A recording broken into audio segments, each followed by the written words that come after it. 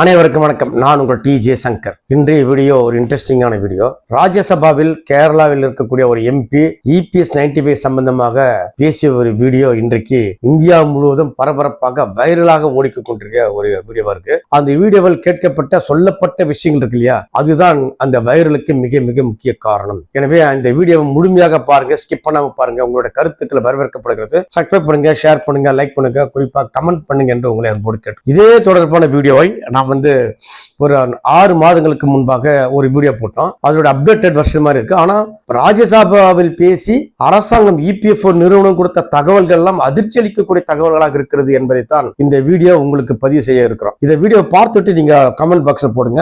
EPS 95 திட்டத்தில் இருக்கக்கூடிய அந்த ஓய்வூதியர்களுடைய நிலைமை என்னவாக இருக்கிறது, அரசு என்ன நினைக்கிறது என்பதை முழுக்க முழுக்க இந்த வீடியோ பார்த்தீங்கன்னா நீங்களே புரிஞ்சுப்பீங்க என்று சொல்லி வாங்க வீடியோக்குள்ள போலாம். கேரளாவில் இருக்கக்கூடிய எம்பி ஜான் பிரிட்டோஸ் என்பவர் ராஜ்யசபாவில் ஒரு 8 கேள்விகளை கேட்கிறார்.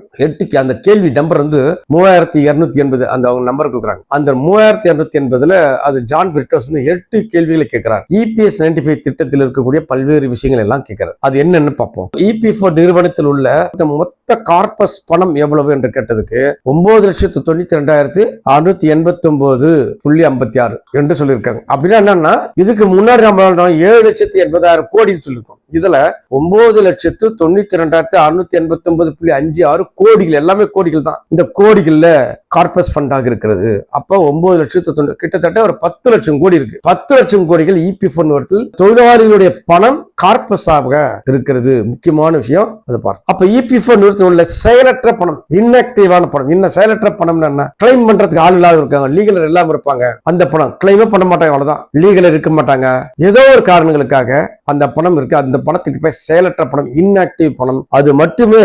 10,898 கோடி இருக்கு. அப்போ இபிஎஃப்ஓ செயலற்ற பணம் இருக்கு. அந்த பணத்தை வங்கியில் போட்டால் கிடைக்கும். செயலற்ற பணத்தை வங்கியில் போட்டால் சிம்பிள் இன்ட்ரெஸ்ட் போட்டாலுமே 654 கோடிகள் கிடைக்கும். 654 கோடிகள் கிடைக்கும் என்று சொல்றாங்க. அது மட்டுமல்ல, இந்த 10 லட்சம் கோடிகளை வங்கியில டெபாசிட் பண்ண எவ்வளவு வட்டி கிடைக்கும்? ஏற்கனவே நாம சொல்றோம் 7,80,000 கோடி. இதுக்கு முன்னாடி 6 மாசங்களுக்கு முன்னாடி பிப்ரவரி மாசம் போட்ட அந்த வீடியோ நம்ம சொல்லணும். அதுக்கு முன்னாடி 1.5-2 ஆண்டுகளுக்கு முன்னாடி இருந்த தரவு. அதுல போட்டோம்னா 7,80,000 கோடியை வங்கியில் போட்டோம்னா 52,000 கோடி கிடைக்கும் அப்ப சொன்னது. ஆனா இப்ப 10 லட்சம் கோடி இருக்கு. 10 லட்சம் கோடியை வங்கியில் டெபாசிட் பண்ணோம்னா 14,800 கோடி ரூபாய் கிடைக்கும் என்று சொல்லப்படுது. இதாங்க இப்போ இவ்வளவு பணத்தை கார்பஸ், இது மட்டும் இது ஏற்கனவே இருக்கிற பணம் திரும்ப ஒவ்வொரு மாதமும் ஒவ்வொரு ஆண்டும் எம்ப்ளாயர் கான்ட்ரிபியூஷன் என்று இபிஎஃப்ஓ நிறுவனத்தில் பணம் சேர்ந்து கொண்டே இருக்கிறது. அந்த பணம் சொற்ப ஓய்வூதியம் கொடுக்குறாங்க. மீதி பணத்தை கார்பஸா சேர்ந்துட்டே இருக்கு இபிஎஃப்ஓல. அந்த பணத்தை யாருக்காக சேர்க்கிறாங்க? பணம் யாருடையது? தொழிலாளிகள் பணம் தானே, தொழிலாளிகளை கொடுக்கணும்ல.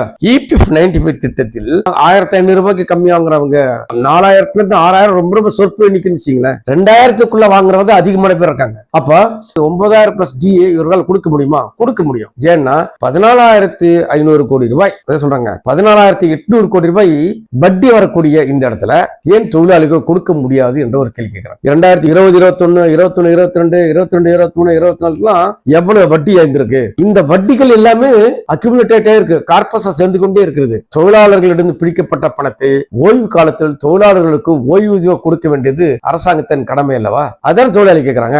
4,000 குறைவாக பென்ஷன் வாங்குவோர் எவ்வளவு என்று கேட்கிறாங்க. அதுக்கு 78,69,560 என்ற ஒரு பதிலை தருகிறார்கள். அதே மாதிரி இபிஎஸ் 95 திட்டத்தில் 6,000க்கும் குறைவாக ஃபர்ஸ்ட் 4,000, இப்ப 6,000க்கும் குறைவாக பென்ஷன் வாங்குற எண்ணிக்கை ஆசான் 31/3/2025. அது எல்லாமே 31/3/2025 கட் ஆஃப் வச்சு தான் கேட்கிறார். எவ்வளவு பேருன்னு கேட்கிறாரு. அதுக்கு 80,94,949 என்று பதில் தராங்க. தொழிலாளிகள் 7,500 ரூபாய் பிளஸ் டிஏ கொடுங்க, 9,000 ரூபாய் பிளஸ் டிஏ கொடுங்க என்று தொடர்ந்து கேட்டுக்கொண்டே இருக்கிறார்கள். அமைச்சருக்கு மனு கொடுத்து கொண்டே இருக்கிறார்கள். நீதிமன்றத்தில் வழக்கு தொடுத்து கொண்டே இருக்கிறார்கள். ஆனா அரசாங்கமோ இபிஎஃப்ஓ நிறுவனமோ அது கொடுப்பதற்கு மனம் இல்லாமல் பதிலே சொல்லாம இருக்கிறாங்க. எவ்வளவு நாட்களுக்கு இப்படி மத்திய அரசு சொல்லும், எவ்வளவு நாட்களுக்கு இபிஎஃப்ஓ நிறுவனம் சொல்லும்? இதான் ஜான் பிரிட்டோ கேட்கிறாரு. ஜான் பிரிட்டோ சொல்றது மட்டும் இல்ல, அவருக்கு அந்த கேள்விகளை கேட்டுட்டு வெளியே வந்து பத்திரிகையாளருக்கு பேட்டி கொடுத்திருக்கிறாரு. இந்த பணத்தை இபிஎஃப்ஓ நிறுவனம், மத்திய நிறுவனம் பல்லாயிரம் கோடி சேர்த்துக் கொண்டே இருக்கிறது. தொழிலாளி இணைக்கப்பட்ட அநீதி என்று அவர் சொல்றாரு. ஏன்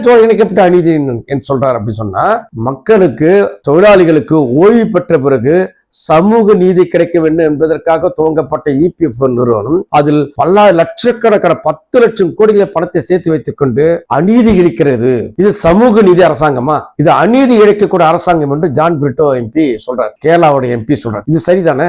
அப்போ ஓய்வூதியர்கள் எல்லாரும் புரிந்து கொள்ள வேண்டியது என்னன்னா, யாரோ கேட்பாங்க, யாரோ பேசுவாங்க, யாரோ வாங்கி கொடுப்பார்கள் என்று இல்லாமல் ஓய்வூதியர்கள் தன்னை சுத்தி இருக்கக்கூடிய ஓய்வூதியர்கள் எல்லா ஓய்வூதியர்களும் திரட்டி கொண்டு எல்லா ஓய்வூதியர்களையும் ஒன்று திரட்டி அரசுக்கு எதிராக கேள்வி கேட்கணும். நான் போராடணும் அதெல்லாம் சொல்லுவாங்க. எனது பணம் ஏன் கொடுக்கல, எனது சேமிப்பை நீங்கள் வைத்துக் கொண்டு வட்டியும் வாங்கி கொண்டு கார்பஸை 10 லட்சம் கோடிகளை சேர்த்து கொண்டிருப்பீங்கன்னு சொன்னா அந்த பணத்தை தொழிலாளிகளுக்கு கொடுக்க வேண்டியது ஏன் கொடுக்க மறுக்கிறீர்கள் என்று கேள்வி கேட்கல. கேளுங்க, தொழிலாளிகளுக்கு சேர வேண்டிய பணத்தை அரசாங்கமே 10,000 கோடிகள் லட்சம் கோடிகள் சேர்த்துக் கொண்டிருந்தால் அதற்கு பெயர் என்ன? இதைதான் தனியார் பண்றான். இப்ப தனியாருக்கும் அரசுக்கு என்ன வித்தியாசம் இருக்கு என்ற கேள்வியை நம்ம எழுப்ப வேண்டாமா?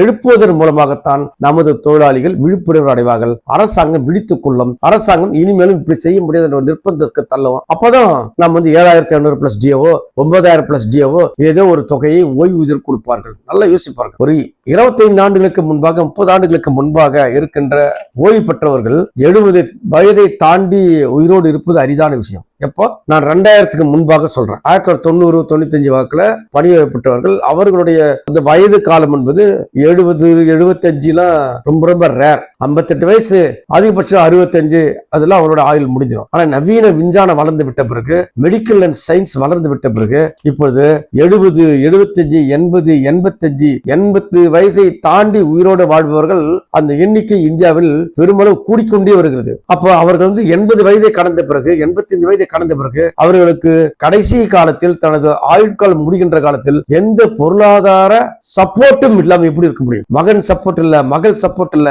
தான் உழைத்த 30 ஆண்டுகள உழைப்பின் ஊதியம் 1,500 தான், வெக்கமாக இல்லையா என்று அவர்கள் கேட்பாங்கல்ல.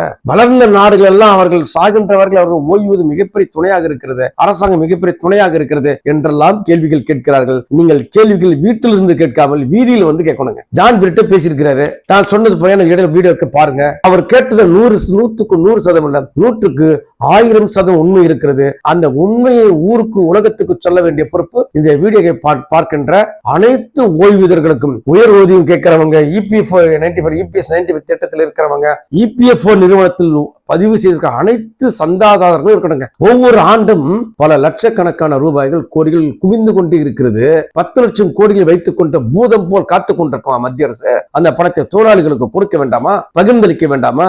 பகிர்ந்தளிக்கவில்லை என்று சொன்னால் இந்த அரசு யாருடைய அரசு என்று நீங்கள் புரிந்து. அப்போ ஜான் பிரிட்டோ எம்பி கேரளாவில் இருந்து ராஜ்யசபாவில் பேசிய இந்த அந்த கேள்விகளை கேட்டு அந்த கேள்விகளை பதில் அளித்து, அந்த பதில் அவர்கள் கொடுத்த பதில், அவரா சொன்ன பதில், மத்திய அரசு சொன்ன பதிலை வைத்துக் கொண்டு ஒரு வீடியோவும் கொடுத்திருக்கிறார், ஊடகத்தை பேட்டி அளித்திருக்கிறார். அதையும் இந்த நம்ம வீடியோவில் பார்ப்பீங்க. தொழிலாளர் வைப்பு நிதியில் இருந்து கிடைக்கும் வட்டி வருவாயில் பாதி அளவு கூட ஓய்வூதியதாரர்களுக்கு வழங்காமல் வருங்கால வைப்பு நிதி அமைப்பு வைத்துக் கொள்வது அம்பலமாகியுள்ளது.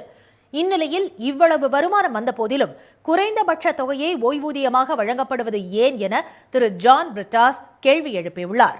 அந்த அமைப்பு பெறும் வட்டி வருமானத்தில் 50% அளவுக்கு கூட இது இல்லை என அவர் வேதனை தெரிவித்துள்ளார். அன்றாடம் கூலி வேலைக்கு செல்வோர் பெறும் ஊதியத்தை விட குறைவான தொகையை மாதாந்திர ஓய்வூதியதாரர்கள் பெறுவது அதிர்ச்சியை ஏற்படுத்துவதாக அவர் குறிப்பிட்டுள்ளார். இது காலத்தின் கொடூரமான முரண்பாடு என சாடி உள்ள திரு ஜான் பிரிட்டாஸ், வருங்கால வைப்பு நிதியின் மூலம் வழங்கப்படும் ஓய்வூதியம் என்பது சமூக பாதுகாப்பு அல்ல, சமூக அநீதி என குற்றம் சாட்டியுள்ளார். இதை அனைவருக்கும் கொண்டு போய் சேர்க்க வேண்டும். நீங்கள் ஒற்றுமையாக இருந்து அணியாக ஓரணியாக லட்சியமாக திரளுகின்ற பொழுது ஓய்வூதியர்களுக்கு எதிர்காலத்தில் நல்ல விடிவு கிடைக்கும், முடிவு கிடைக்கும் என்று நம்புவோம். நாங்கள் நம்புகிறோம். மீண்டும் வேறொரு காணொளியில் சந்திப்போம். நான் உங்கள் TJ சங்கர். நன்றி, வணக்கம்.